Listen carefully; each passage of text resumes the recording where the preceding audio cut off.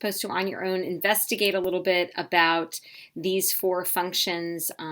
You probably remembered a few of them in terms of how they looked, but if you looked at Desmos, I'm guessing these are the sketches or something like this. So the f of x equals x is a line, then you had a parabola, then you had a cubic function. Now, I'm not sure that you've seen this one before, the quartic function. You might notice it looked like a parabola. It was a little bit flatter at the bottom, and we're going to talk about that a little bit as we move forward. It then asked you to notice what was going on with the end behavior of the graph. So the end behavior is what's happening here and here. That's end behavior, because that's where the graph is going to go on. Okay, that's where it's going to end if it ends, here and here. It then asked you to compare it to these graphs. Now, the only difference with these functions was that I put a negative in front of the function. And as you know, at least with the parabola reflects it over the x-axis. So, and with the line, you know that it has a negative slope. So it in essence is doing the same thing, reflecting it over the x-axis, which is happening to all of them. So when you put a negative in front of any function, every parent function, we've actually talked about this, it's going to reflect it over the x-axis. So you actually had the same function, just reflected. But again, I asked you to consider the end behavior. Now, I said use words like points up, points down, as x increases, y decreases. So I gave you a place to keep notes. And what I was wanting really for you to see is that the end behavior of these graphs actually relates to the degree and to the leading coefficient. In each of those, the leading coefficient was either 1 or -1. So with the even degrees, I'm hoping you saw that the end behavior, when it was a positive leading coefficient, looked like that.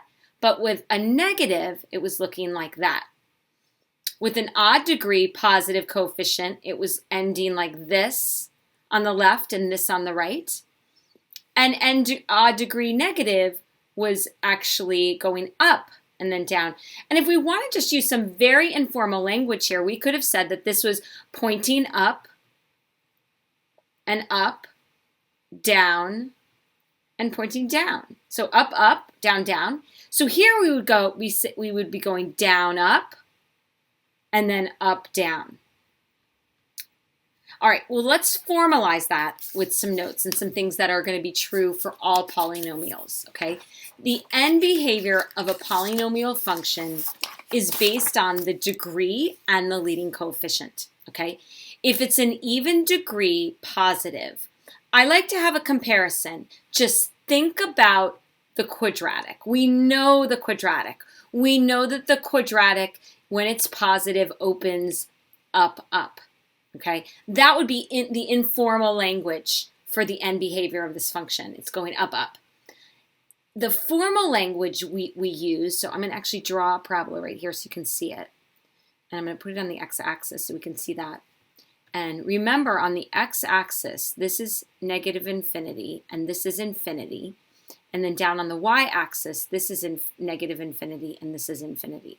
So formally, we would say as x approaches positive infinity. So as x goes towards positive infinity, what's happening to y, or f of x?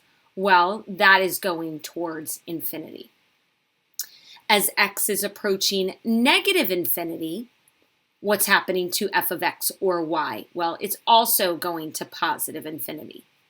All right, now let's look at it when it's an even degree negative leading coefficient. Again, the graph comparison I'll always have you think about will be the quadratic, y equals -x squared. Because you've gotten good at understanding, that means it's looking like this at the ends. Again, we're talking end behavior. So this is going down, down, right? All right, so let's talk about that again on this graph. So we'll do something like that. And we know that it's, again, -infinity, infinity, -infinity, infinity. All right, so let's see what's happening as x is going towards positive infinity. Oh, what has happened? What's happening to y? Y is going towards negative infinity, okay?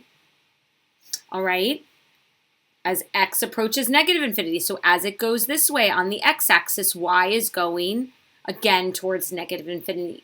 So you can see the end behavior when it's an even degree function is exactly the same, okay? All right, now let's look at odd degree.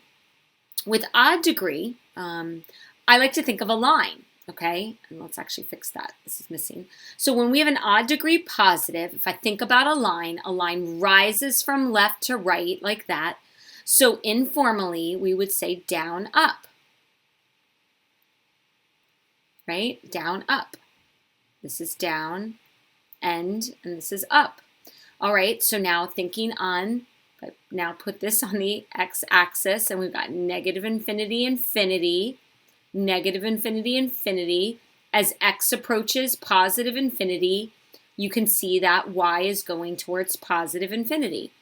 And as x is going towards negative infinity, f of x or y is going towards negative infinity. So you can see the end behaviors are different. On the even degrees, the end behaviors are the same. Either they're both going up, up, or they're both going down, down, or they're both going towards positive infinity, or both going towards negative infinity. All right, so now let's look at odd degree negative leading coefficient. My comparison graph that I always like to think about is the linear function. Why? Because it's degree 1, which is odd. All right, so I know that it's looking like this. So that's up, down. Okay, all right, so if we think about this on the coordinate axis, as x is approaching positive infinity, f of x is going towards negative infinity. And as x is going to negative infinity, y is going to positive infinity. So you can see clearly now that these odd behaviors are different. But again, think of a graph comparison so you don't have to memorize anything here. Always think about these two that you know really well. All right, what I'd like you to do is I'd like you to look at the next 4 problems and see if you can fill in the degree, the leading coefficient, what graph comparison you might use, and end behavior informally and formally. And then look at the graphs and see if you can tell if they're odd or even and positive or negative leading coefficient. Okay, so I'm going to ask you to pause, do that,